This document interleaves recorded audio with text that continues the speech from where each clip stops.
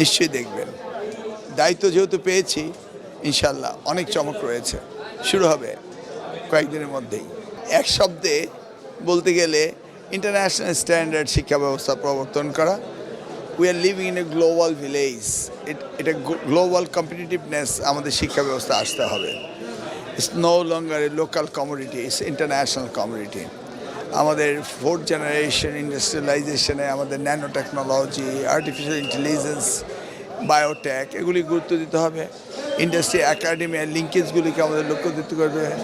আমাদের টিবেট technical vocational education and ট্রেনিংকে গুরুত্ব দিতে হবে। সর্বোপরি শিক্ষা ব্যবস্থার ব্যাপক পরিবর্তন আনতে হবে। আচ্ছা, আপনি এর আগে শিক্ষা ব্যবস্থাকে ইন্টারন্যাশনাল স্ট্যান্ডার্ডে প্রত্যাবর্তন করা সহ আমূল পরিবর্তন করা হবে বলে জানিয়েছেন নতুন শিক্ষামন্ত্রী এহসানুল হক মিলন। তিনি বলেন, একটু অপেক্ষা করুন, নিশ্চয়ই দেখবেন। দায়িত্ব যেহেতু পেয়েছি, ইনশাল্লাহ অনেক চমক রয়েছে, শুরু হবে কয়েকদিনের মধ্যেই। এক শব্দে বলতে গেলে ইন্টারন্যাশনাল স্ট্যান্ডার্ড শিক্ষা ব্যবস্থা প্রত্যাবর্তন করা। You are a living in global village. আমাদের শিক্ষা ব্যবস্থাকে গ্লোবাল কম্পিটিশনে আনতে হবে। মঙ্গলবার সংসদ ভবনে শপথের পর রাতে গণমাধ্যমের সাথে সাক্ষাৎকালে এ কথা বলেন তিনি।